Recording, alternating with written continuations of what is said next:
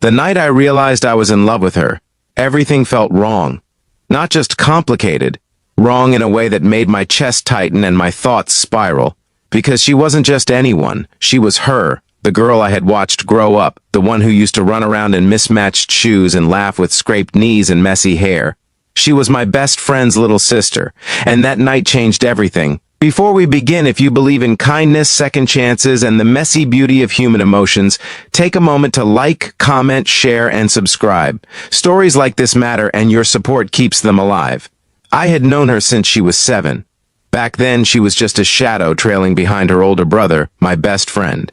We spent most of our teenage years together, late-night gaming, stupid dares, long talks about dreams we barely understood. And she was always there in the background, peeking into the room, asking annoying questions, trying to be included.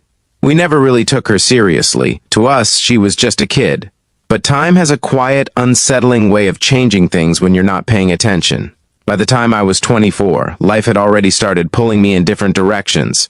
My best friend had moved away for work, chasing a career he always wanted. I stayed back, stuck somewhere between responsibilities and uncertainty. His house, once loud and full of life, had grown quieter. His parents were often busy, and somehow I found myself visiting less for him and more out of habit. Or maybe something else I didn't want to admit. She was no longer that little girl. The first time I really noticed it wasn't even dramatic. It was ordinary, almost forgettable. She was standing in the kitchen, sunlight catching in her hair, laughing at something her mother said. But there was something different in that moment. Something that didn't fit into the image I had of her. She had grown into someone I didn't recognize anymore, and that realization made me uncomfortable. I started avoiding eye contact, keeping conversations short, reminding myself over and over that she was off limits, not just morally but emotionally. She wasn't someone I was supposed to see that way.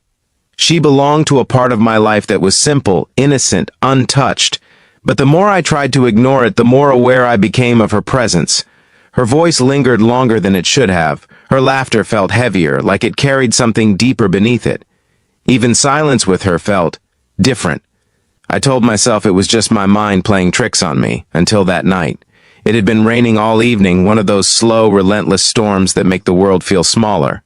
I had stopped by their house unexpectedly just to drop something off. I wasn't planning to stay, but the rain had other plans. Roads flooded, thunder cracking through the sky, and her parents were stuck somewhere out of town. It was just the two of us.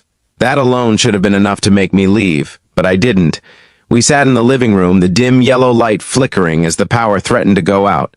At first, everything felt normal, casual, safe. We talked about small things, work, her studies, how her brother was doing in another city.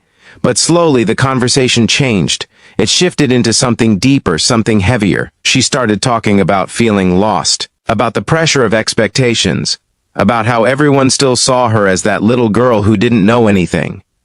She laughed while saying it, but there was something fragile underneath, something that made it hard to look away. For the first time, I wasn't seeing her as my friend's little sister. I was seeing her as a person, and that scared me. The storm outside grew louder, as if it mirrored the tension building inside me. The room felt smaller, the air heavier. I tried to keep things light, to steer the conversation away from anything that felt too real.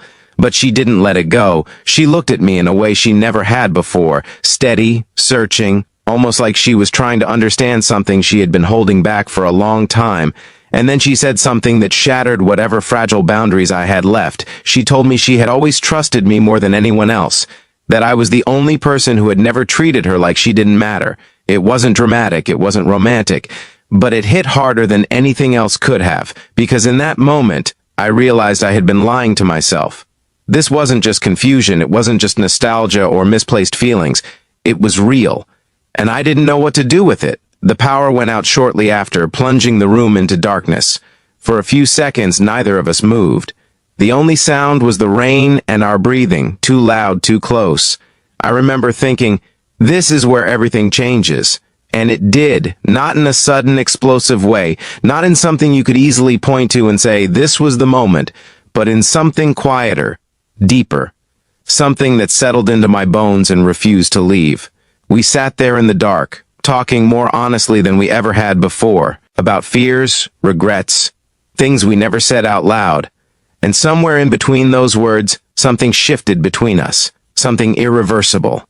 By the time the lights came back, nothing felt the same. I left soon after. But I didn't leave that night behind. The days that followed were unbearable in a way I hadn't expected.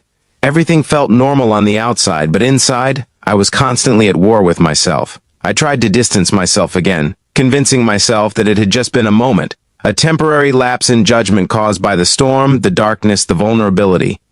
But deep down, I knew better. You don't just forget something like that. You don't unfeel what has already taken root. And the worst part was, I didn't know if she felt it too.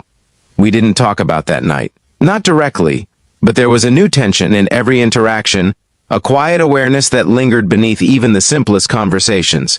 Sometimes our eyes would meet for a second too long, and it felt like everything we weren't saying was louder than anything we could. It was confusing, painful, beautiful in a way I didn't want to admit. I started pulling away again, not because I didn't care, but because I cared too much. I told myself I was protecting something, my friendship, her future, the version of life that made sense.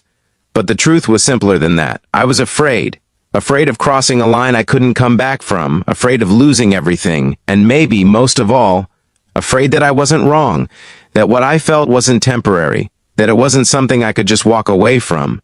Weeks passed like that, and then one day she stopped reaching out. No messages, no casual check-ins, no accidental encounters. At first I told myself it was for the best, that this distance was necessary. But slowly that silence started to feel heavier than anything else. Because losing her, even like this, felt worse than the confusion I had been running from. That's when I realized something I should have understood much earlier. Some connections don't fit into neat categories. Some feelings don't follow rules. And sometimes, the hardest part isn't deciding what's right or wrong. It's deciding what you're willing to lose. I went back to her house one evening not knowing what I would say, not knowing if I even had the right to say anything. But I knew I couldn't keep pretending that none of it mattered. She opened the door, and for a moment, everything felt exactly the same, and completely different. There was a quiet sadness in her eyes, something that hadn't been there before. And that's when it hit me. This wasn't just my struggle, she had been carrying it too. Before we reach the ending, if this story has touched something inside you even a little, please like, comment, and share your thoughts. It truly helps more than you realize. And before the final moment, I have a small request. Comment the word understood if you've ever felt something you couldn't explain, something that changed you forever.